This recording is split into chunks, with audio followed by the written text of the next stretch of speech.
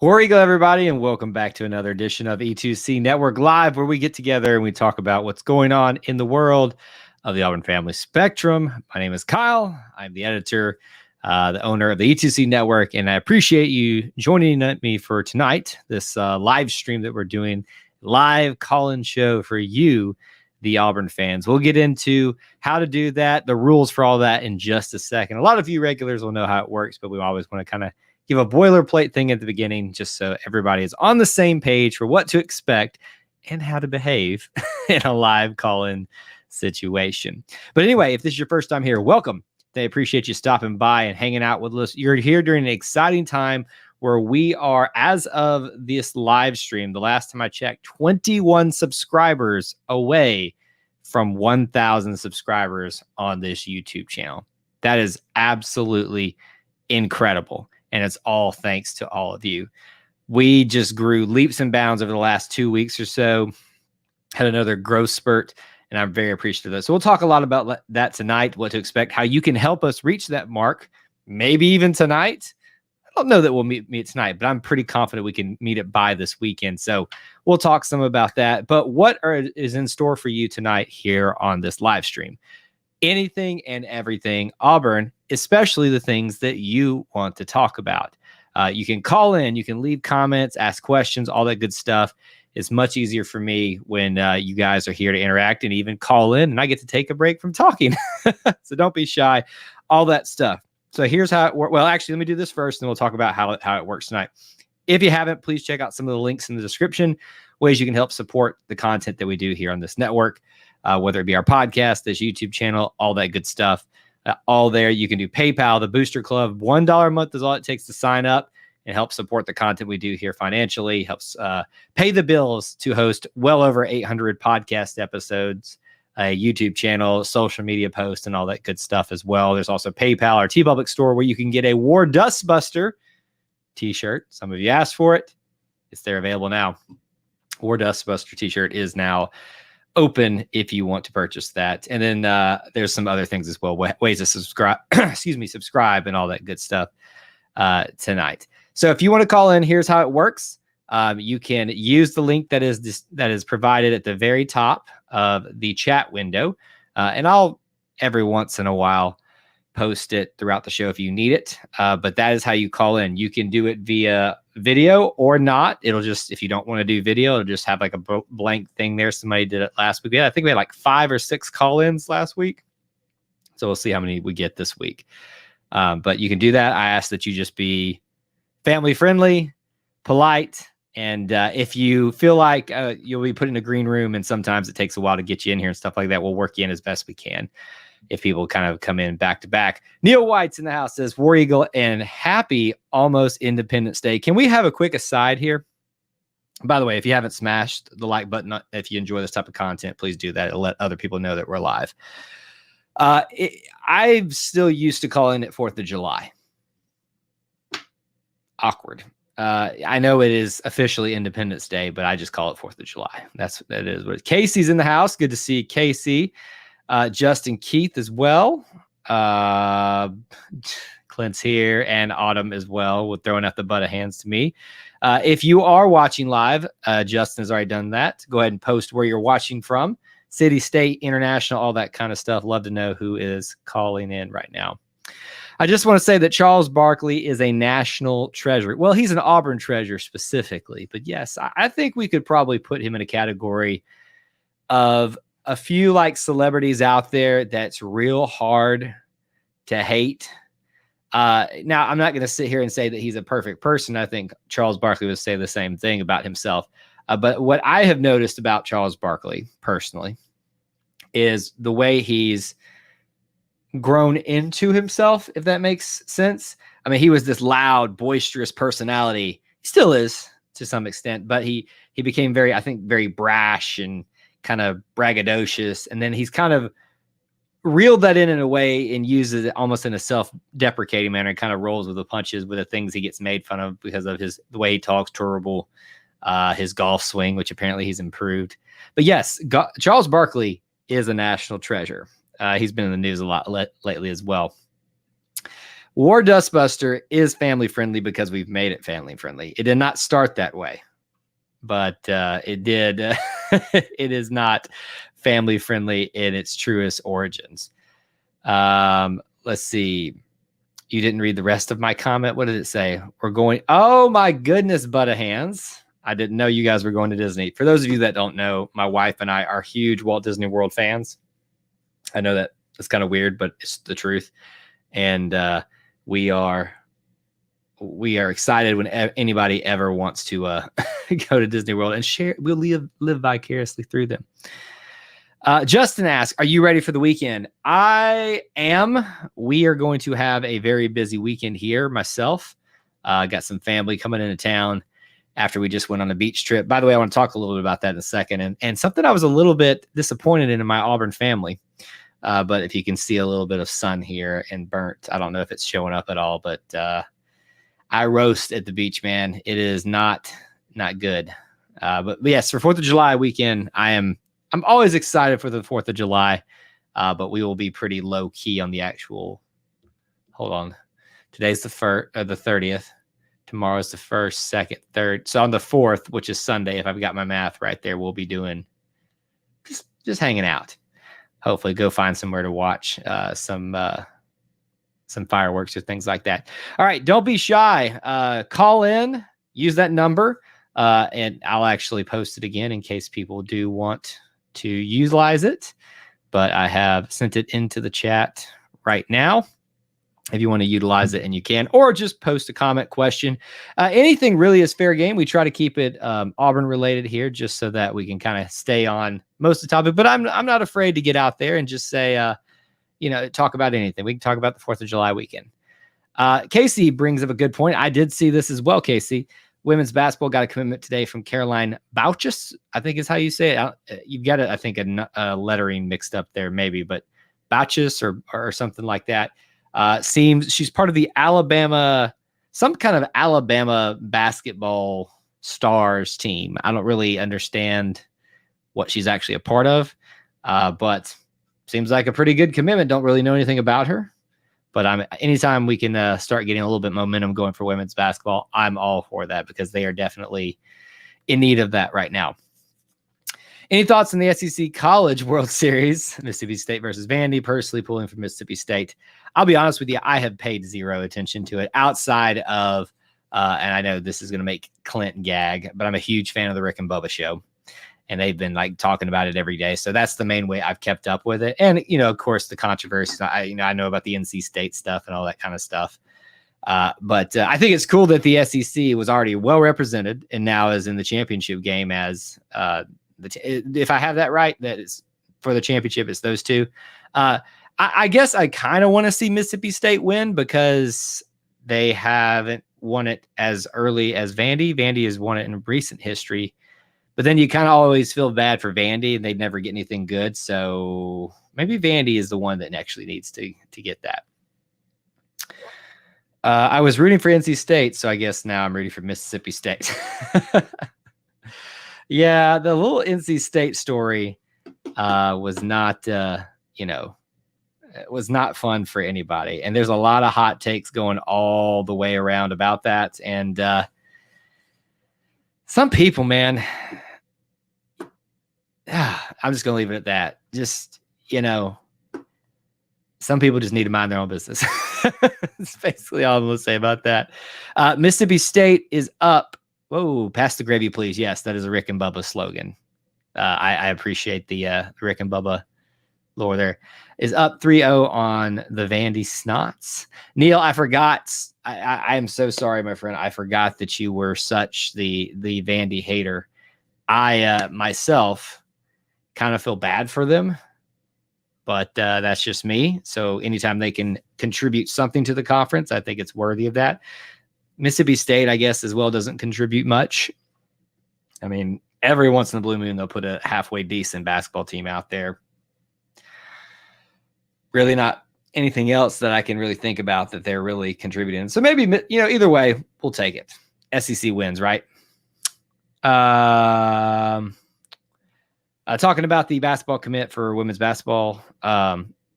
She's from Athens High School, 6'2". She looked kind of tall to me. I think Auburn's always kind of been on the smaller side, so good to get a little bit of height there. Yes, Neil, you, my friend, have no love lost for Vandy, and it amazes me so. Let's see. NC State would have been there, but got cheated because of COVID. Yeah, I mean, it's kind of the way it goes. People can make their own choices, and sometimes there's consequences for it. But I don't fault them in any way for that. I do think that in these certain scenarios, there is evidence to show that some of the testing is not very accurate. And there's also apparently some rumors out there about, somebody was trying to find something to get them out because they were the hot team. There's just, it's just unfortunate that, something like a pandemic can be utilized in so many negative ways, because it's already negative enough, right? It's a pandemic. I think that's about as negative as it needs to be. Anyone listen to the Auburn Undercover podcast talking about Auburn football recruiting or lack thereof? For me, Lee, actually, I think I've addressed this before. I used to be a Auburn podcast like binging person, and now being the producer of my own podcast network, there's just no time. And I have other podcasts I listen to as well. I keep the only Auburn podcast that other than ours is all of ours is the direct Andy Burcham Talking with the Tigers. And honestly, I don't even really listen all that much to it because I usually am all backed up. So unfortunately, I haven't. If they were talking about a lack of recruiting, this is kind of a dead period? Or are they talking about previous recruiting? Give me a little bit of fill in there, Lee, to kind of understand what you're talking about.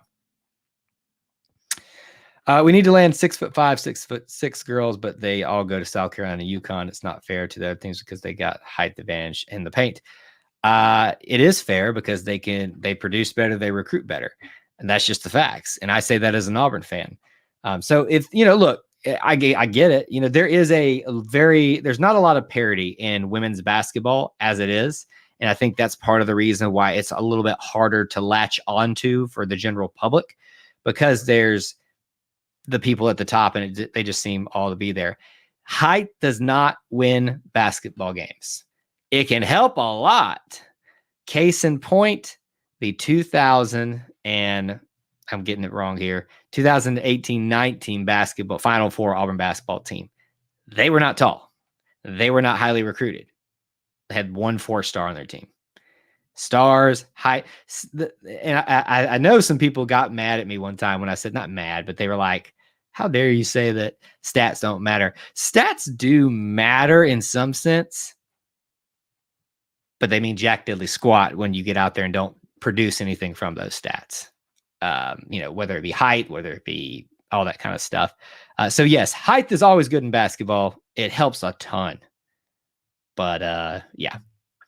Justin, I don't know who's going to call in. The number is available again at the top of the thing. I'll keep posting it throughout if you need it. It is open. We had 5 call-ins last time. No pressure, but please do call in if you'd like to.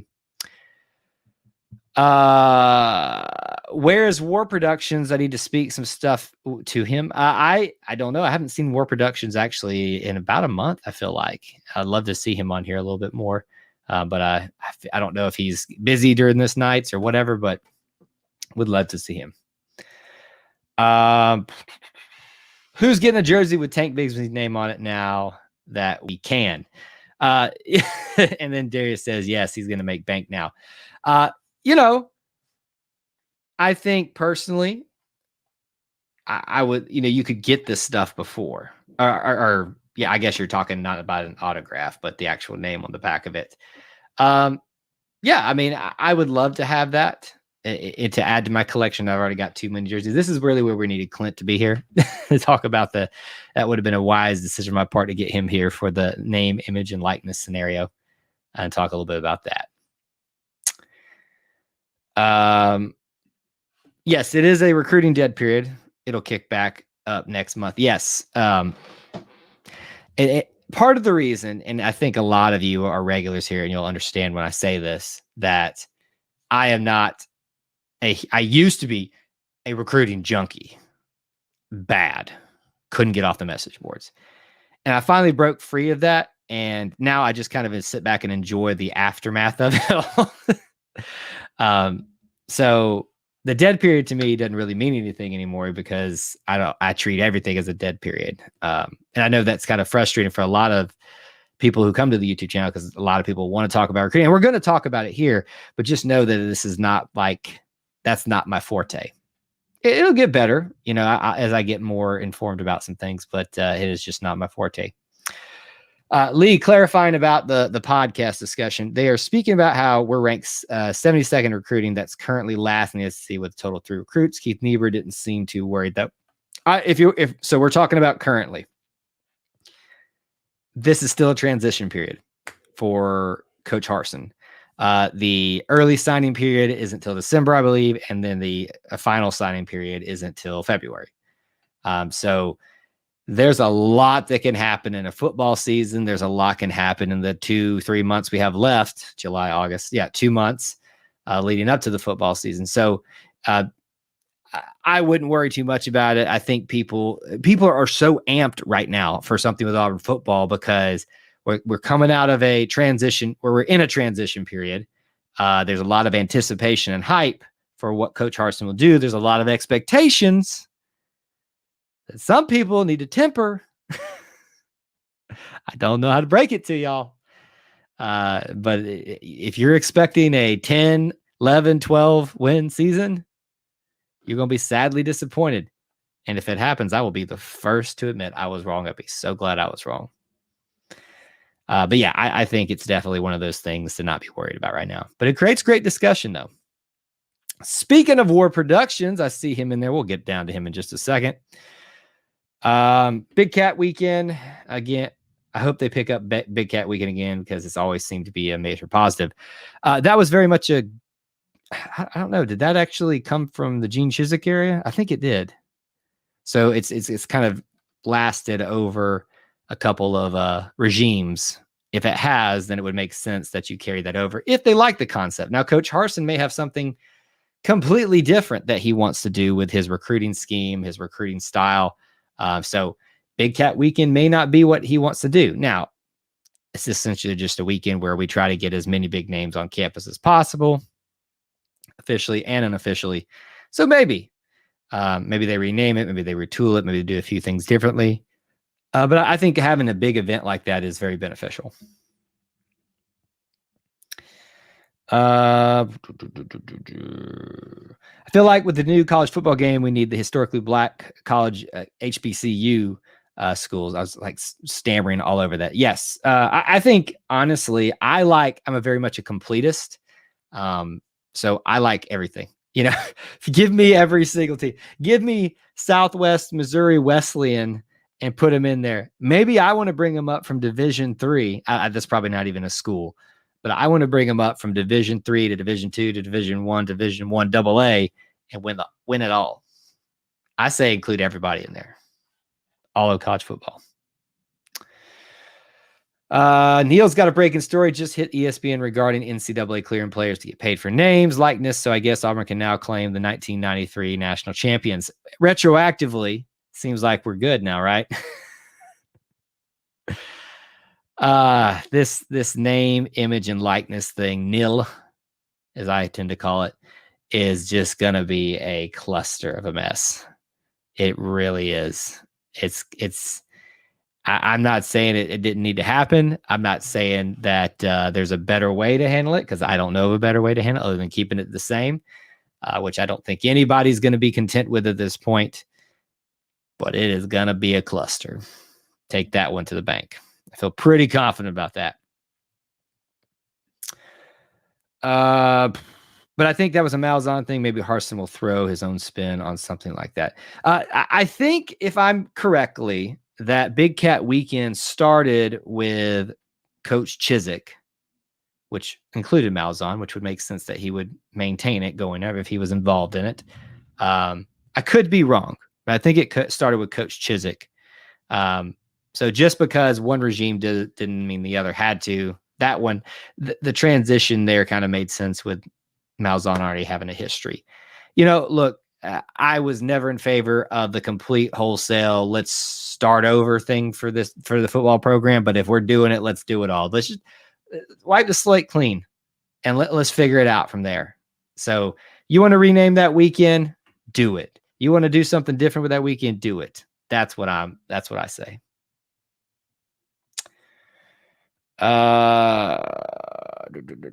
Samuel Pate 2 is here. Sam's got 2 things.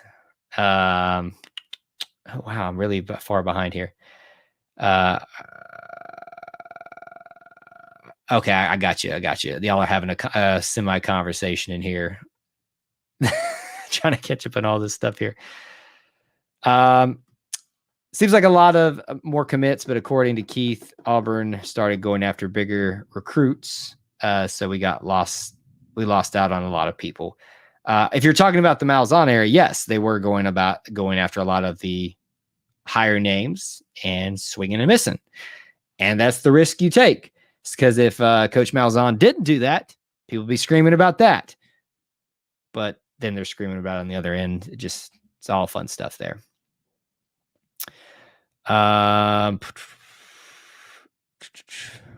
Let's see. All teams would be great, even some big JUCO teams, but wouldn't get my hopes up because they forgot to even include my alma mater, South Alabama, when they reached the Division I level. Were they at that level when the last NCAA came out? I can't remember. I cannot remember. I'm really behind here.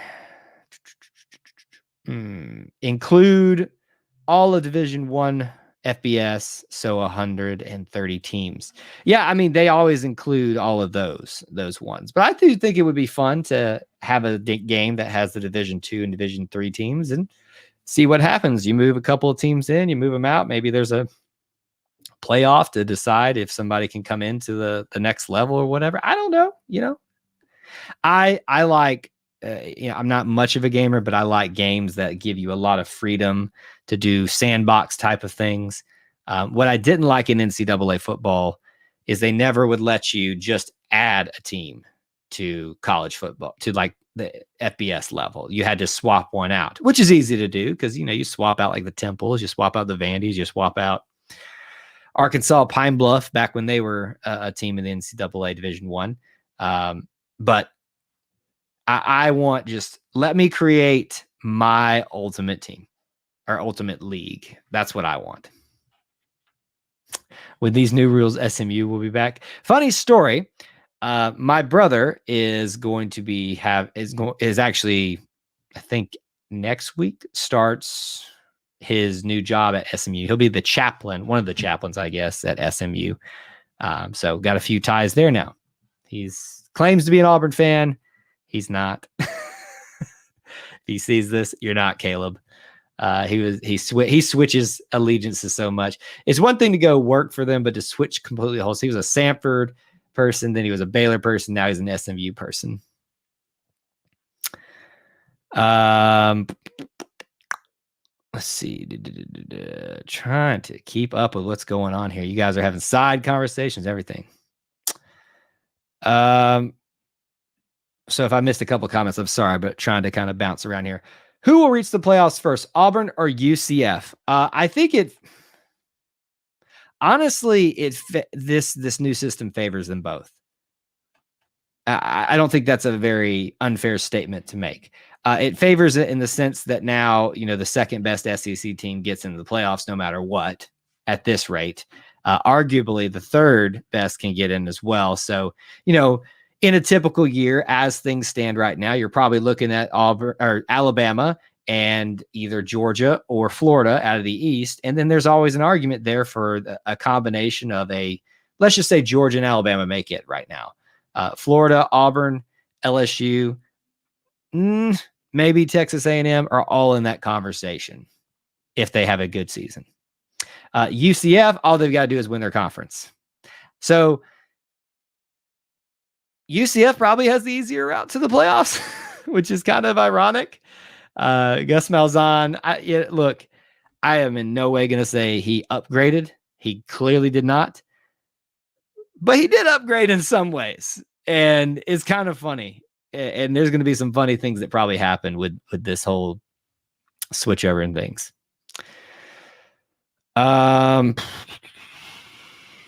Hopefully they'll let us include FCS teams. You can, in the old games, you could bring them in, but that's about it. The very last NCAA 14 includes South Alabama, but the previous year when South was D1, EA Sports apologized for accidentally leaving them out. Still play NCAA. There you go. Yeah, I have it here as well, right next to me. And I was actually playing it last year in anticipation of them not having a football season at all. I was like, well, I'm going to make this happen. I'm going to have my own football season. Dang it. Didn't really need it. And here we go with Casey. 36 team playoffs will happen. I think so if we move all the FCS teams and War Productions. 36.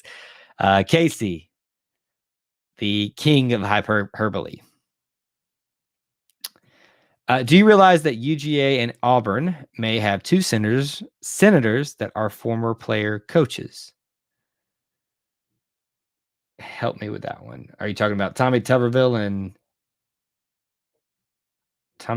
and I'm missing the last one. And are we talking about Herschel Walker? Because I didn't know he was. I knew he was getting involved in politics, but I wasn't sure if he was actually going to be a senator or anything like that.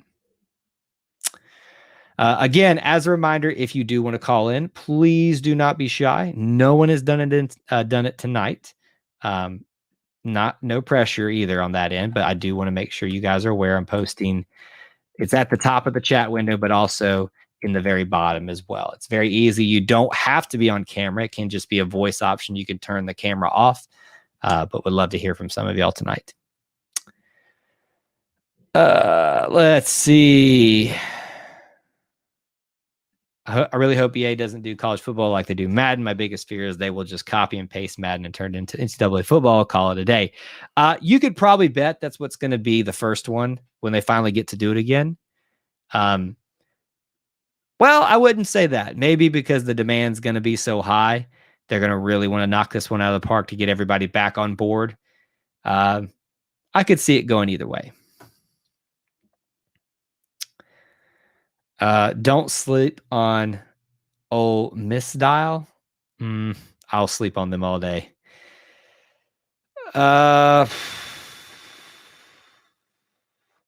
8 to 16 teams seems sufficient to me, considering how many championship level teams should be in contention. I think 8's enough. Personally, I think 8's enough. I've said this 1,000 times here. In my opinion, doing this completely wrong.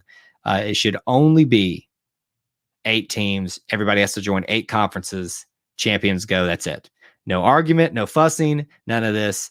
Well, I got left out. None of this. Well, who's the second best team and should they be over this? If you can't win out your conference, you're not good enough to be there. Period.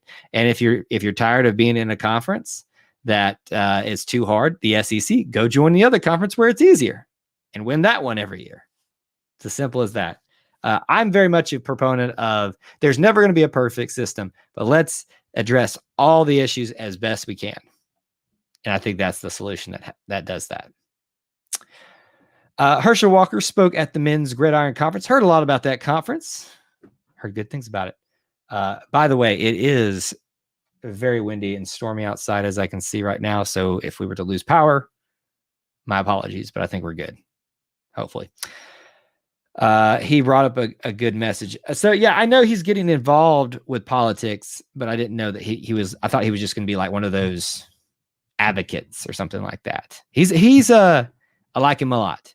That's not a political statement. It's just I think he's a very well-rounded person, and even as a Georgia fan and a Georgia player, it's very odd to say.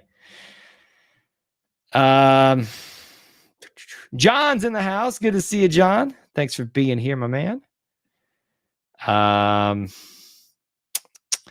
Let's see. Way behind here. Trying to catch up a little bit. What about Tank being a preseason All-American? Hope he has a line in front of him. Tank Bigsby proved one thing last year. He doesn't have to have a line to get results. But my gosh, it sure does help his health. Tank Bigsby will be good, but the question is how good. A lot of that depends on himself, but a lot of that depends on the offensive line. I would argue that a lot of the great running backs you've seen come out of Alabama were only good because of their offensive line, and you see some of the results of that in the NFL. Granted, different game, different speed of the game, different style of game. There's a little carryover there. So yeah, the only one that I can think of Alabama that is just an utter beast and doesn't need anything, a lot like Tex Bigsby, Derrick Henry. I hate it. I hate to admit it, but man, the guy's just he's a tank. He is a tank.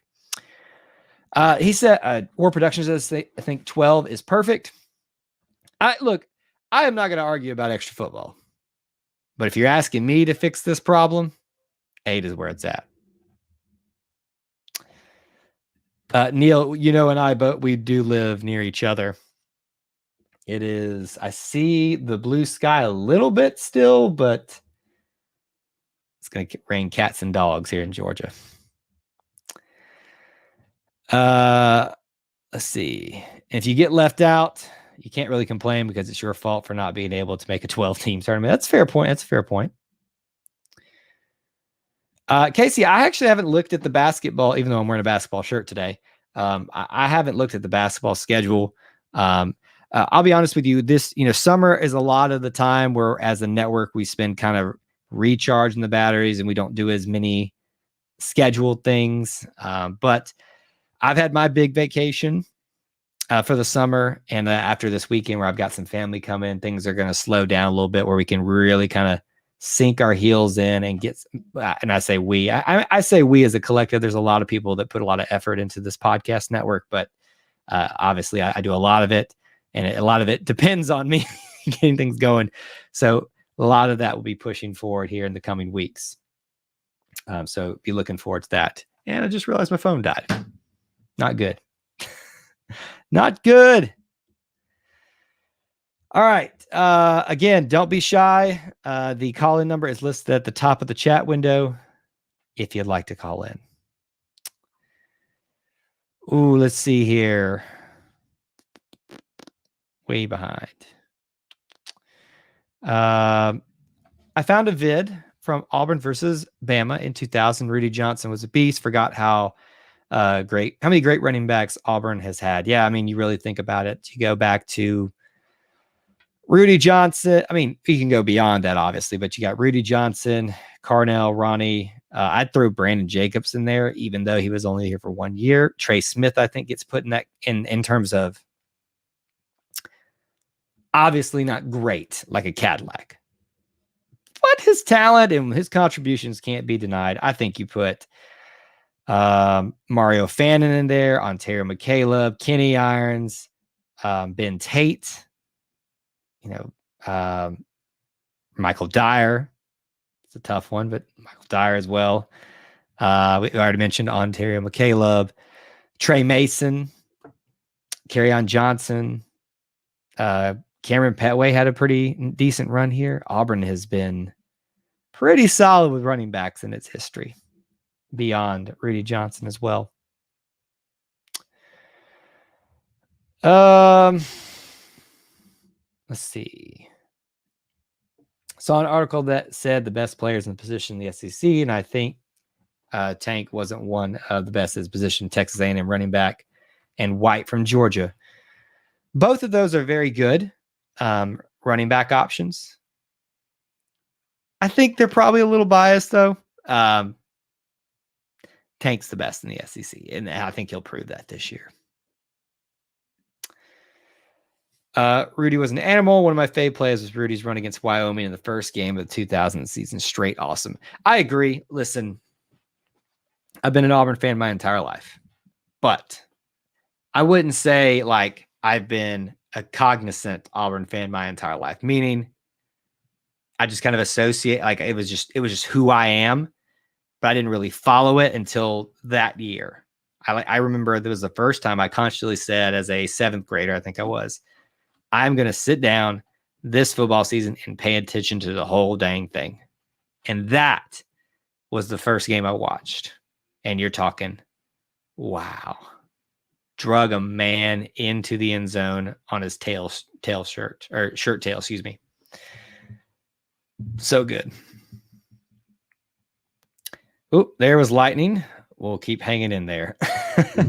And thunder as well. I don't know if y'all can hear that.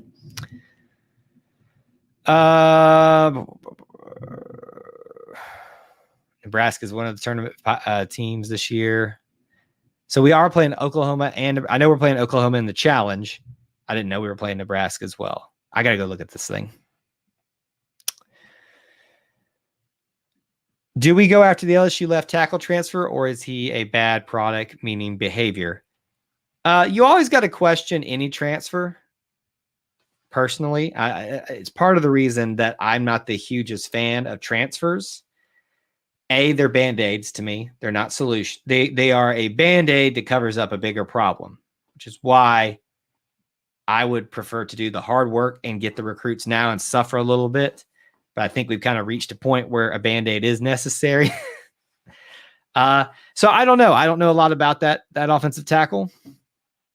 I would say that I don't have very fond opinions about LSU or its players or its fans. So there's a little bias there on my part. We'll see how TJ Finley works out. If he works out, then maybe bringing over a former teammate wouldn't be so bad. Let's see. Cameron Artis-Payne, underrated. It's a shame he had to play behind Trey, and they had kind of a little bit of a down season after that. So good. Neil agrees with you. Let's see. Did y'all hear that NC State's claiming the College World Series title? Not officially, because they got kicked out with COVID cases. I saw that. I would say no. I do not agree with NC State getting kicked out of the tournament. I think there should have been something else done to delay it or whatever when you get to that point. But I also think that they shouldn't be even playing with trying to claim it. It's different. Auburn 2004 in football. Clearly the better team over Oklahoma, but we're not given the opportunity to play for it. It would have been a much better, much different scenarios. Let's see. I want to see those guys run behind an average O-line like ours and see how they do. That's a good point. It's a good point there. I have a 1983 Coke bottle sitting on my computer. I can still remember that season. I can't because I wasn't alive. 1987 is when I was born. I know I don't look it, but 87. 5-0 Mississippi State. Lee, clarify for me, is this the championship game tonight? Like, is this it? I haven't been following it all that much. LSU transfer has 100% crystal ball to Baylor. It's not a hard transition for him to make. Pretty close to each other. Ooh, we got a good question here. And again, I'm sorry I'm missing some of y'all's comics, but y'all are, in a good way, very chatty tonight, and I want to make sure I stay up on top of that. What is your all-time favorite Auburn player, any sport, minus the Keo Spikes? Okay, let's all play this. I will say Cody Burns is, Cadillac is my favorite football player. My favorite Auburn athlete is probably becoming Rowdy Gaines. Rowdy Gaines deserves his place in our Mount Rushmore, and he would complete our Mount Rushmore. Bo, Barkley, the Big Hurt, and Rowdy. You need to go watch the documentary. Rowdy Gaines is very deserving of your admiration. Carnell Williams for Russell. It's a good pick. It's a good pick right there. Cam Newton. A lot of good picks coming through here. I don't expect Ed Orgeron to be a head coach at LSU when the season begins after hearing some of the rumors. But hey, what do I know? It's LSU. They still have Will Wade. That is the only reason I will disagree with you, Unbeaten Lake. Will Wade is still there, so anybody is safe. How is that man still coaching college basketball at LSU? It should not be happening. It just should not.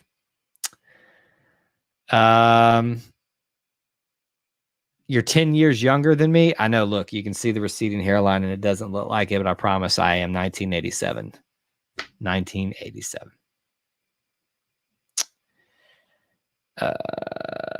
Let's see here. Kumar Rocker. Tracy Rocker's son. More like Kumar rocked. Got rocked, yes. It's a good pitcher, but every pitcher has a bad night. Russell played against Cornell in high school. Insanely great, indescribably. Wow, Kyle, talk. Listen, Cornell, had he not gotten injured, he might have become the best running back Auburn ever had. And I would say, does anybody disagree with this? It goes Bo, Cadillac. And Ronnie really is kind of like, he's 3, in my opinion, but like, he's about as close to a 3 or to a 2 as a 3 can get. It's real close. The draft speaks for itself.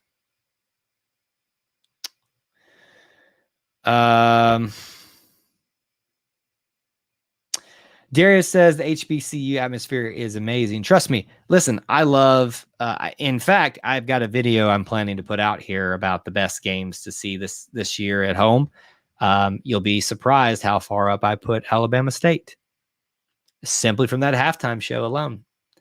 There's definitely a different energy that comes with some of the HBCU schools coming into town to play the biggers. There's a very much, they kind of know personally, in my opinion, that they're not going to win the game, but they're ready to fight in a good way, and I love that.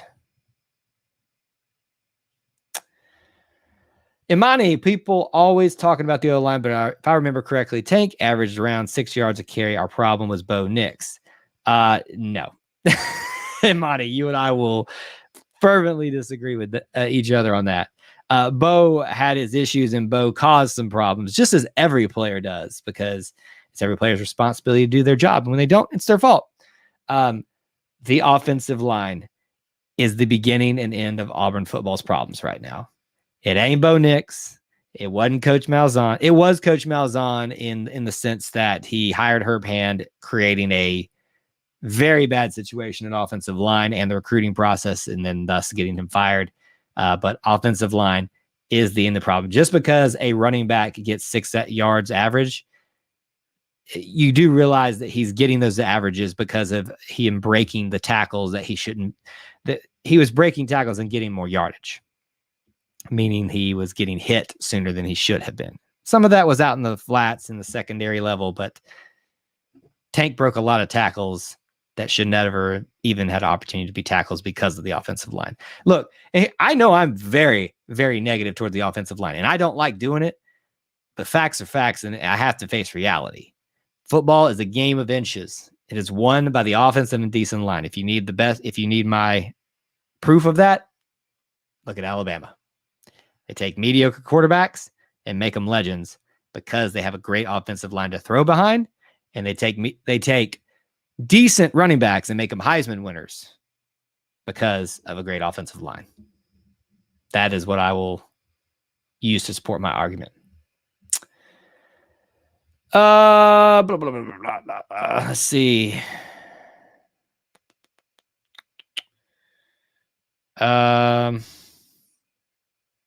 Don't disagree. I think John Gruden ruined Caddy's career in the NFL.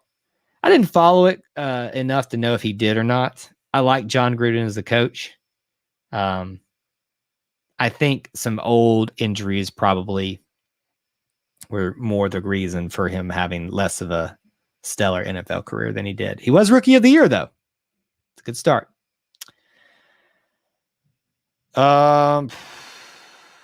Nick Marshall was electrifying. Nick Marshall is the most underrated football player Auburn has ever had. I used to say just quarterback. underrated. I have a Nick Marshall signed ball right above me right now. It is honestly, I think I've got a Ronnie, Derek Brown. I mean, I've got more signed things that I'm just kind of quoting what I have here. And I've got a Jarrett Stidham in the closet. Just don't have room for it. I didn't put it there purposely. I think I got a couple others as well. Nick is my favorite one. It's on like the most unique ball too. Nick Marshall, underrated, underappreciated. Wow. What a steal. What a steal he was. Carnell's heart and determination was unbelievable. All players should mold their effort after his. He gave it all. Yes, he definitely had that. You know, you don't a lot of the times see the heart and the talent mesh together. There's a lot of talent sometimes and not a lot of heart or even effort. Cadillac, in my opinion, was a good meshing of those. And I think that's what made him so special. I'd say the same thing for Ronnie Brown as well. Yeah, I think that's a great way to phrase that.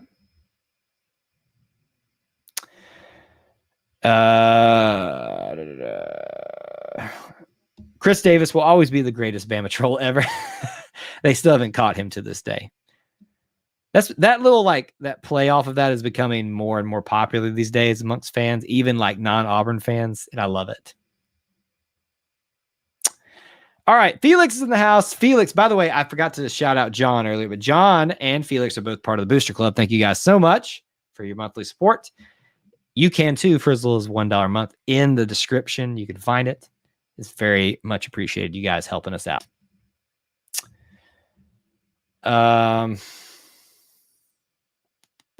Trying to stay up to date here. You guys got a lot of comments. Do you think the new pro style offense will help the offensive line? I don't think any style of offense will help the offensive line until they get some fundamentals fixed. Until the recruiting, but the depth of the offensive line is fixed. There was a vacuum created where we had to force players who weren't ready to be in that position to be ready, and it showed. Schemes don't fix bad technique. And unfortunately, that is what happened. But do I think that pro is a more traditional style? And remember, Coach Harsin, if you ask him, will tell you he is not a single type of offense. So to say he's a pro style would be incorrect. He is in multiple. Now, will he probably have more pro than anything else? Probably. Just my assumption. But I think he understands that he's got a big transition to make with the group that's there already. So he's going to have to mix in a little spread as well to utilize what he has there to the best of his ability. And I think he'll do that.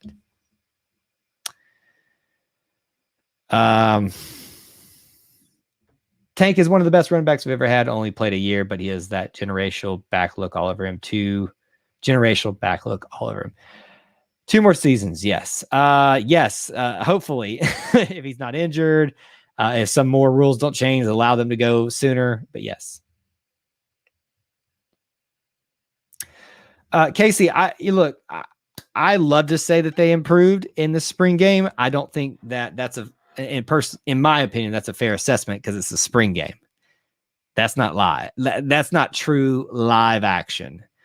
They are holding back a lot. Now, you probably got to the 4th and the 3rd string and there was no holding back because there's people trying to win jobs. But the ones that are going to see the playing time, they're trying not to hurt themselves. And the coaches are trying not to hurt them.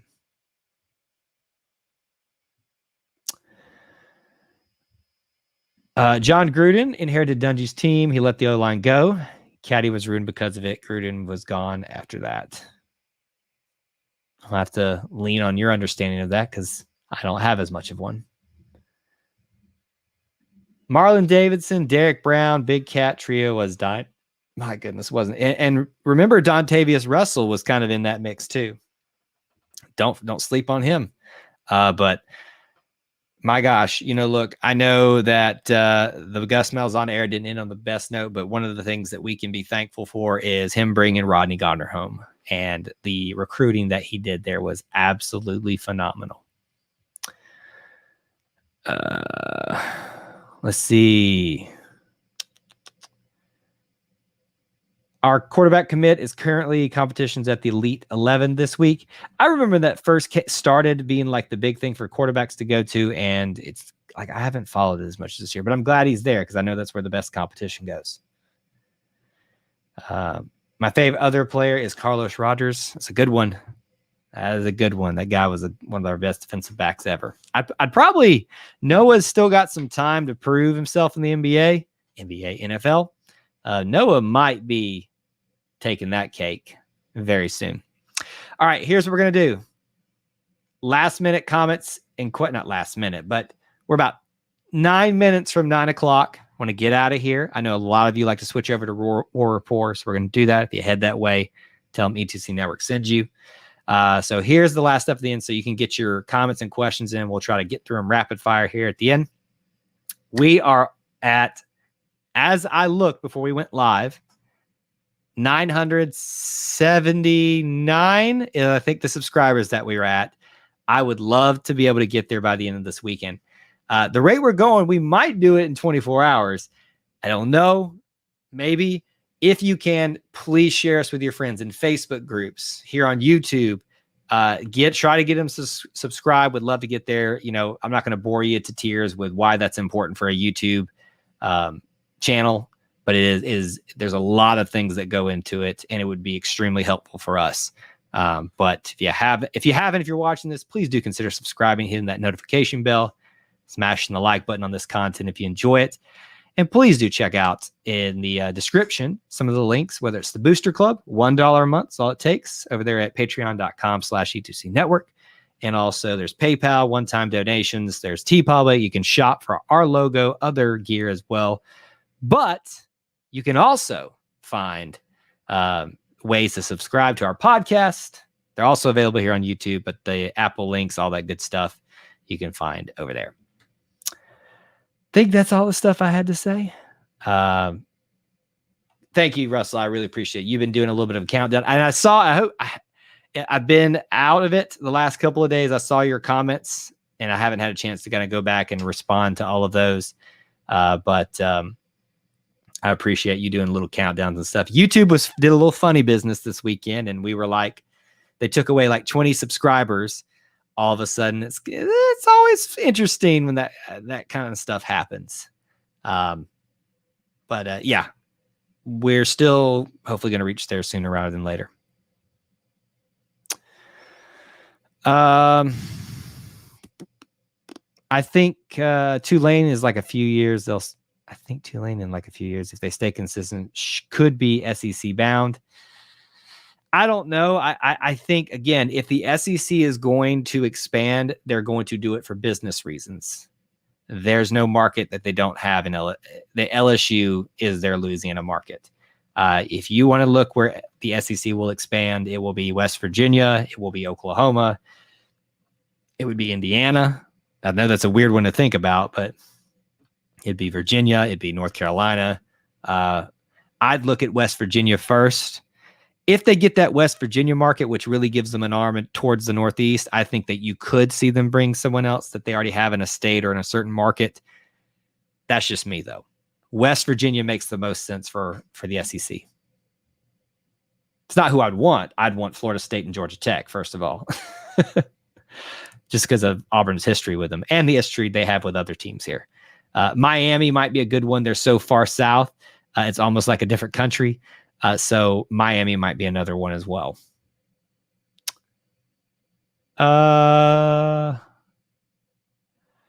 Listen, I know everybody wants to point the finger at Gus, but let's not forget about the Natty. I think once Pete Tempers, settle out and everything kind of gets some time behind it, Auburn fans kind of have a way of bringing you back into the fold. They've done that with Gene. They've done that with Tommy. They've done that, all the, there was never an option to not keep Pat Dye in the fold because he's Pat Dye, but time heals all wounds.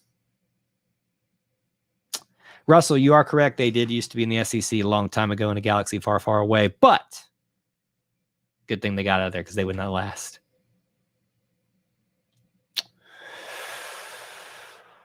Let's see. I think the upcoming season excitement will push you well over 1K. I can see your numbers exploded. Oh, thank you so much. I really do appreciate that. Again, when we do these discussions about some of this stuff, I hope it doesn't come across as disingenuous and me trying to push for something, but I just hope you all know that the only reason we're at 1,000, close to it, is because of you being here on these live streams, watching the videos that we put out, listening to our podcast. It's a huge step in the direction that I'd like to go for myself, of doing this more full time, and it would be a huge help. But my continued thanks go to all of you out there for being a part of this. West Virginia, yes. Think about markets. They do not have an arm up there. The closest thing they've got is Kentucky. I think that West Virginia is prime for the picking for the SEC. Let's expand into Ohio and Illinois. I don't see that happening. I think Indiana, not Indiana the school, but an Indiana school would be more likely than those two. Culturally, very agrarian, kind of, at least outside of, it just fits more with the SEC. I think that's the same, West Virginia is known for being hillbillies and stuff like that, all the stereotypes. So it fit right in with the rednecks of the SEC. Trade Vandy for Georgia Tech. Listen, Neil, we need to go to counseling for you, buddy.